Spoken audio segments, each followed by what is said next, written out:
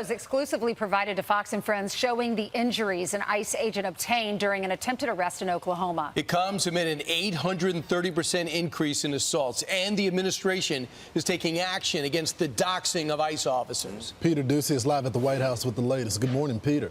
Good morning. Assaults on ICE officers are up 830% when you look at January to July of this year versus January to July of last year. The big change there, of course, would be Donald Trump coming into the White House in January. And we've got these exclusive photos that hammer home how dangerous some of these assaults are. 2 days ago, ICE pulled over a Honduran national in Oklahoma City.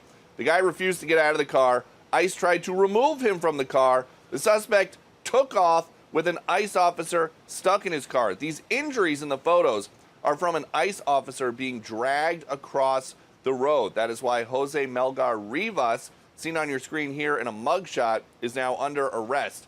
DHS Secretary Noem says we will prosecute, is also now talking about doxing the ICE agents, a separate issue for them. She says we will prosecute those who dox ICE agents to the fullest extent of the law. These criminals are taking the side of vicious cartels and human traffickers. We won't allow it in America. And then as for the actual physical violence, here is the acting ICE director, Todd Lyons. This individual was lawfully ordered deported from the country approximately 4 years ago. He was given the opportunity to leave. He had an ankle monitor on him. He was being he wasn't being held in detention. He went ahead and cut that ankle monitor off, and he fled. He dragged our officer, a couple hundred feet, causing multiple injuries. Luckily, he's going to be okay. But this is just one of the hundreds of cases across the country of these individuals that have been ordered deported or have committed crimes in the United States, yet ICE is demonized because we're effectuating the law. President Trump has given full authorization, full authority to these ICE officers and CBP officers to do whatever they need to do to protect themselves in situations like the one that we just talked about. But still, these violent assaults are being carried out against ICE officers. Back to you. Yeah, and the crazy thing is, Peter, there's a push with 40 different AGs to get the masks off the ICE officers. A totally different perception of what ICE needs to do. And there is a bill kicking around in the Senate proposed by two Democrats, Cory Booker and Alex Padilla, that would unmask ICE agents. But I asked President Trump about that last week, and if it ever made its way to his desk, he is not going to sign it. Yeah, he wouldn't do that. No way. All right. Thanks, Peter. Thanks, Peter. So I'm on the DHS website right now, and they have pictures of remember the officer that was doxxed? The representative out in California showed a violent mob his business card. So they go and they doxed him and they threw rocks at him. They're pictures of his bloody body. He had to go and get stitches. They were throwing rocks at him. But on their website, they say these are the individuals that are risking their lives to keep our community safer. He said they're arresting terrorists, murderers, pedophiles, the most depraved among us. And it's reprehensible that officers face threats just for doing their job. Well, all the ideas that the progressives are proposing just don't work. Look at what Todd Lyons was just telling us. They've been saying, oh, just release these people. Put an ankle monitor. Well, you release this guy. He still has a final order of deportation. He cuts the ankle monitor off. Then he drags an officer, and yet the left are still defending these people, saying that we need to stop these operations. These are some of the worst people in our country. And I love what Martha McCallum did yesterday. She interviewed the ICE officers and let them tell their own stories. Why do they arrest other individuals that are not criminals? Well, they find when they're out there arresting a criminal, if they're with someone here illegal in the country, they're going to grab them up as well. But just go to sort of the different mindset that you're dealing with if you're a Republican. Remember, it wasn't too long ago when all those Democratic candidates were asked, do you want to decriminalize border crossings? And every one of them put their hands up. So they think it's no big deal you come into our country. But our country feels differently to the point where now Bernie Sanders and John Kerry say we're not a country without a border. Sooner or later, they're going to realize they're taking the side of the fugitive illegal alien and realize they're on the wrong side of that, like the transgender issue, in my view. Yep. So there's an article, an op-ed in the New York Times. And this is the headline. This was written, first of all, by, his name is Blas Nunez Neto. He was the Assistant Secretary for Border and Immigration Policy under Joe Biden. And the headline says, I was one of Biden's border advisors. Here's how to fix our immigration system. Does anybody you know going to keep reading There's a after whole that introduction? long article. So Homeland Security on X responded. Can we just remind this everybody way. that nobody got in last month? Zero. Right. Zero crosses. The border is secure. Homeland Security, who has secured the border, responded this way. I was Humpty Dumpty. Here's how to sit on the wall. And the memes and the responses to this op-ed, it was just a joke. Trump was the one who was able to put it back together again. Right. Nathan Brand on X posts this. I hosted the Fire Festival. Here's how to run a music festival. And Comfortably Smug, who was on our couch yesterday. I'm a Cincinnati Bengal player. Here's how you win Super Bowls. They've never won a Super Bowl. So that's how dumb it is. Who would want to hear from anybody that had anything to do with the Biden border policy? Here's Tom Homan. Well, look, I'm shocked this guy didn't change his name, went into hiding. I mean, he has blood on his hands. I can't believe he's actually admitting to be a Biden border advisor because, based on his advice, we had historical immigration. They took the most secure border we ever had in Trump 45 and unsecured on purpose, which caused a historic increase in sex trafficking of young women and children. It caused 400 national security threats arrested at the border. It caused 250,000 Americans dead from fentanyl, an historic record. Over 4,000 migrants died across that border, an historic record. They broke a lot of records. They were all bad.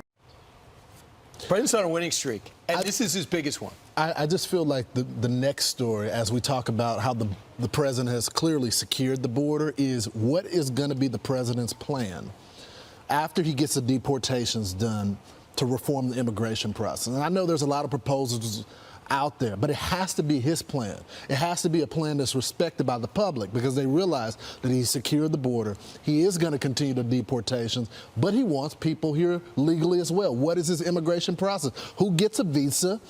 Who gets the opportunity to stay here? And who's clearly going to leave the country? But again, Ainsley, his June numbers tell a big story. Yeah, look at these numbers. They were in June. 25,228 total encounters nationwide. That is the lowest monthly total in CBP history. And then 8,024 U.S. Border Patrol apprehensions nationwide. That's a new historic low. 6,072 Southwest border apprehensions, 15% lower than the previous March record. 136 apprehensions on June 28th, lowest single day total in the agency's history.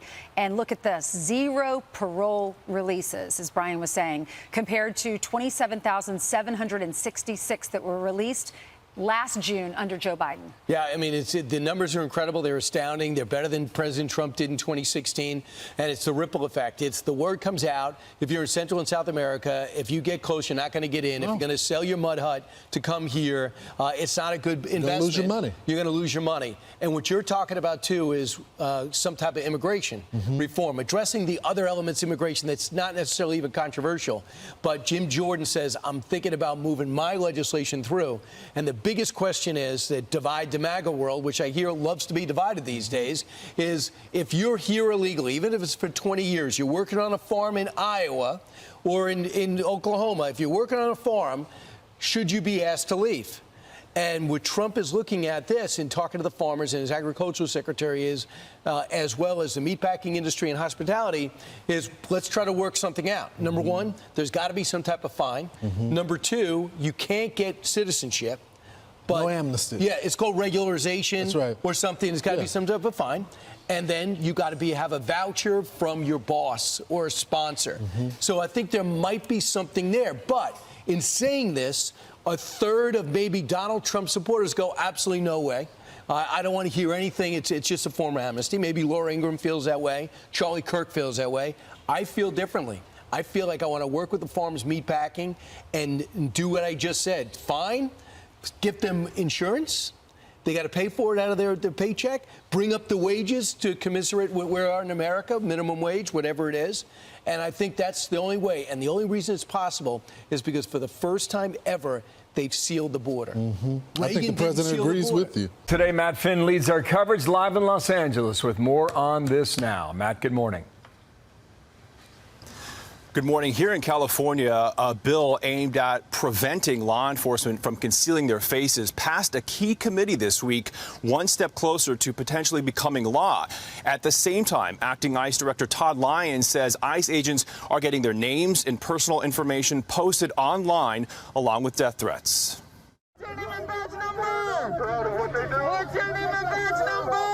In a new July memo, DHS is calling on the Justice Department to prosecute anyone suspected of doxing ICE agents by posting their photos and private information online or in public. When their name, their operations, their work is being revealed, we will make that a federal crime. Republican Senator Marsha Blackburn wants to stiffen penalties for publishing personal information about agents. She introduced the Protecting Law Enforcement from Doxing Act. At the same time, some Democrats and anti-ICE activists want to make it easier to identify agents by prohibiting them from wearing masks. Only the bad guys wear masks. Why are they masked? Who are these people? Fox News spoke to this ICE special agent who was shocked to find a photo of himself and his wife, along with the small town where they live, posted on a doxing website targeting agents. My wife is home a lot with my 3 kids, and she doesn't have the ability to protect herself like I do. The doxing is costing their family emotionally and financially. We spent close to $1,000 on additional cameras for various points of our home. And this morning, acting ICE Director Todd Lyons tells us that an ICE agent is recovering from injuries he sustained after a Honduran national who was ordered deported 4 years ago allegedly dragged an ICE officer with his car nearly 230 feet during an attempted traffic stop in Oklahoma. That migrant is being federally prosecuted. Bill. To come on this, thanks, Matt Finn, live in L.A. all over today. Thank you, Matt. Jill. Okay, now Hugh Huitt joins us for this. And Hugh, good to have you back here for some analysis. We heard from a few Democrats in the report there from Matt Finn. Here's more on the call to dox these ICE agents, make their information public. Watch here. What we're seeing is ICE agents showing up in unmarked cars, masked, and then conducting warrantless arrests. This is not the 1930s. And every single one of them, no matter what it takes, no matter how long it takes, will of course be identified. These ICE agents running around our communities like masked bank robbers. No other law enforcement agency in America runs around our communities masked. It's time that we unmask ICE. So that last point is really what they're pushing. Swalwell also said that they're terrorizing women, Hugh. What do you make it as it stands right now? Well, good morning, Bill. Congressman Swalwell is never going to win the spelling bee anywhere. And for people who can remember his 3-month presidential campaign, they'll remember why it lasted 3 months. He had a lot of idiotic propositions. This is about the dumbest one. It is very now well documented that ICE agents have come under physical assault. There was a shooting at the Prairie Land Detention Facility. It shot a Texas police officer, but it was an ICE facility. There was shooting at the Camarillo and Carpinteria raids on the cannabis farms that were employing aliens who were not in the country legally and child labor. There have been documented weapons assault. That doesn't even go to the bricks and to the rocks and to the punches and to the dragging that you just mentioned. It's all illegal under 18 U.S.C. 111. There are other statutes that make it an even greater felony if you actually shoot at, attempt to murder a federal agent. And California can pass any law that they want. It will have zero impact on federal law enforcement officials, including ICE agents. I don't think there's anybody watching who doesn't understand that in the age of the internet, anyone who is doxxed is, especially law enforcement, put at extraordinary risk by the fringe elements of our society. I go back to that attack in Texas. 12 people assaulted a detention facility with firearms. The FBI's most wanted list got the #1 guy suspected of being involved in that yesterday. But I'm with Senator Kennedy. Every single person who assaults a federal officer or indeed a police officer of any sort ought to be prosecuted to the full extent of the law. And I think that's probably a 90-10 issue, except for the radical left and the dummies on the left. Okay, now, it could be a long, hot summer, and we'll see what happens in the fall after that. 2 more topics I want to get to. Republicans are trying to get those who worked around Jill and Joe Biden to talk. So far, unsuccessful. Here's James Comer last night with Sean on that. the odds of calling in Jill Biden increased significantly today. We had her chief of staff and her self-proclaimed work husband there for what we planned to be an 8-hour deposition, and he kept invoking the Fifth Amendment, and his lawyer finally said, you can ask all the questions you want. We're going to invoke the Fifth Amendment on every question. So we need to know, was Jill Biden the one calling the shots? Okay, it is clear that they're not going to give them much of anything at all. Does this go anywhere, Hugh? Yeah. Yes, it can. First, they should not call the First Lady. If Representative Comer's watching this morning, former First Ladies and former presidents occupy a unique and special position in America. Donald Trump's home ought not to have been raided by the FBI in 2022. It ought not to, his wife's apartments ought not to have been searched at Mar-a-Lago. And I do not believe they ought to call Dr. Joe Biden to testify, because we just don't do that in the United States, and we should not escalate at this point.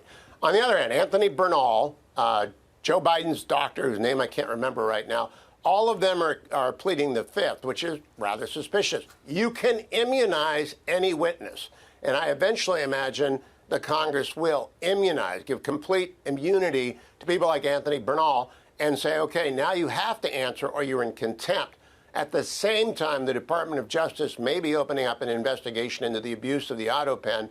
If they do, people can, again, always plead the Fifth. You're not obliged on the United States Constitution to incriminate yourself, but you can also always immunize anyone, at which point they're immune from consequences, but they have to answer your questions or they go to jail on contempt. Okay, maybe that's where I think it's going to go, and that's where I want it to go. The doctor's Kevin O'Connor was there about a week and a half ago, and the excerpts of them not answering the questions were released later. One person who is talking is Hunter Biden.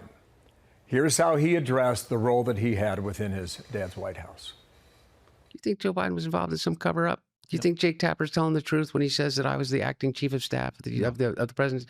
I was in that White House 12 days over the course of the last 2 years of the administration. Clearly, because I had other things going on. Okay? You ask one person to go on the record that would ever tell you that I was in any way making a single decision about anything in that White House. I stayed as far away as I possibly could, which, by the way, broke my heart. What do you make of that commentary now, Hugh?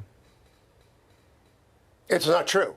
I just finished reading the book 2024 by Josh Dawsey and two colleagues who investigated thoroughly the campaign.